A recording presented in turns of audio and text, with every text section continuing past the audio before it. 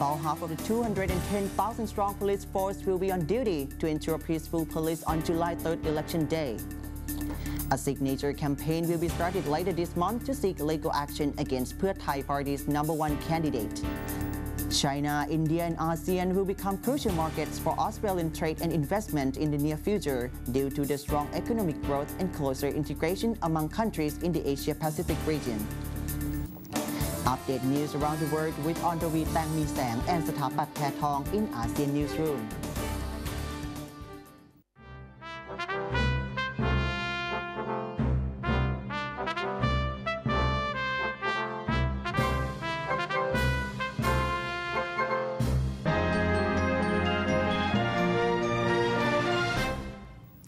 Good morning, it's Wednesday, June 8, 2011. You're watching ASEAN Newsroom live from Bangkok. I am Satapat Pathong. And I'm Onrawi Tangmisang, and we're starting off with the election updates. National Police Chief General Wik Chien Potposi said yesterday that about half of the 210,000-strong police force will be on duty to ensure peaceful polling on July the 3rd election day.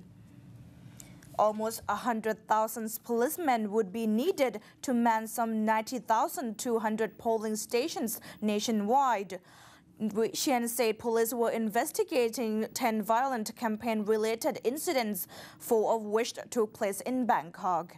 The other incidents include the attempted killing of Pheu Thai candidate Pracha Prasopdi in Samut Prakan and the gun attacks in Ang Thong, Chiang Rai and Lampang. Police have received complaints about 1,057 campaign billboards being vandalized.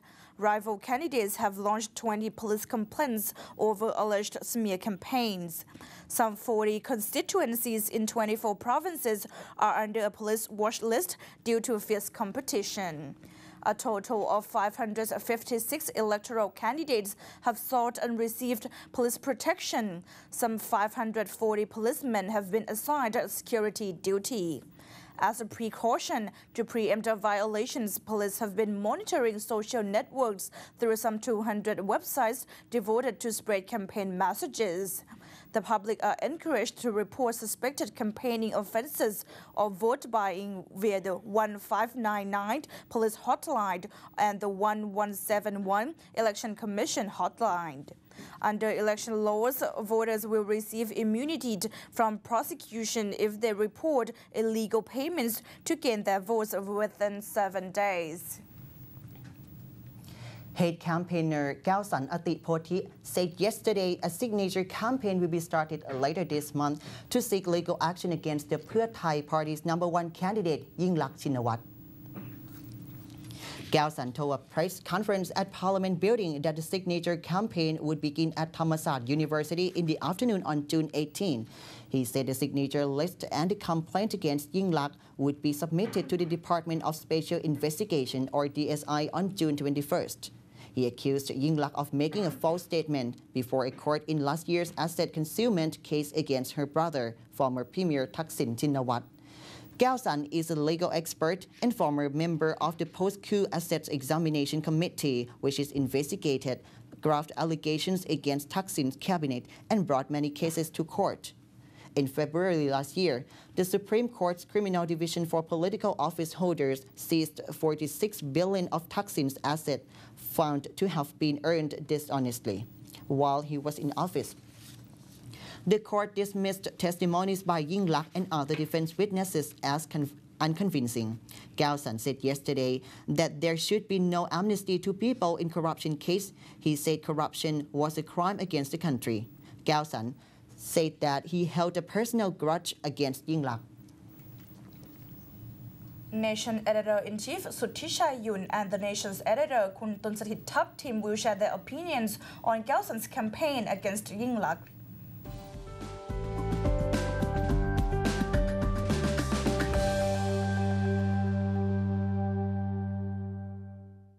Kun Tunsathit, you think Kun Yingluck Shinawatra can overcome the political or legal obstacle roadblock put up by Galsan Atipoti and his group?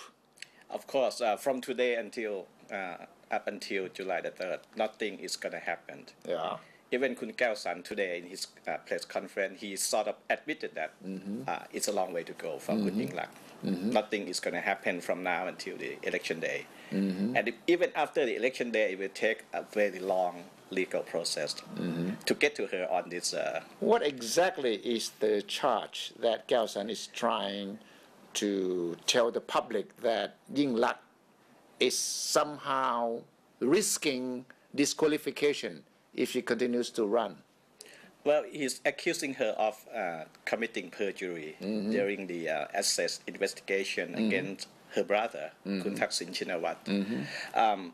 He accusing her of lying every step of the way during the investigation by the asset examination committee and then lying to the court on that. So she said that she was not his nominee during the investigation and the trial. And once the court has ruled that Kun Thaksin owned everything of the 46 billion baht, then he was basically committing perjury. The thing was, nobody has formally charged her with that yet. No. In fact, she was cleared by the court when the Thaksin case was decided upon by the court, right? She wasn't found guilty of trying to help the brother to sort of conceal assets from the public. She was cleared in connection with the illegal wealth of Kun Thaksin. Okay.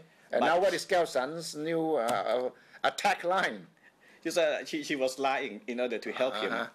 Perjury, basically. Perjury, basically. And there's a long way to go. She has to be found guilty first by the court, and then she can fight the case up until the Supreme Court. So she can be prime minister in the next few years and stay free of this. It will take a very long time. So what do you think is the purpose behind Keo San's move? Well, I think this one was intended to be a long-term booby trap for her. Booby trap, in case she becomes prime minister and she starts moving for amnesty for especially Thaksin. If she tried to carry out some kind of amnesty for her brother. It will make her life very complicated if she is accused of this perjury thing, and then she also want to enact some new laws to help her brother. There'll be a sort of conflict of interest issue there. And the legal process of the amnesty will be much more complicated with her being accused herself. I heard Keo San on radio today saying that he had no objection to providing or offering amnesty to the politicians who were banned from the 5-year ban, or even the red shirts or yellow shirts. He said. But he is against absolving Kun Thaksin when it comes to this. So it's basically a move to prevent Yingluck from, as prime minister or as someone who it could be some kind of something that a long-term booby trap for her. If she does nothing to make political situation very difficult for everyone, maybe this will go away. I don't know yet, but they have the choice because somebody has to file charge against her first. But if she said, okay, no amnesty or whatsoever, I will not help my brother, then it could be that the people involved in this campaign against her will just take it easy on her. But Yingluck has always said that any proposed amnesty would not be for any one particular person. It will be for everyone involved.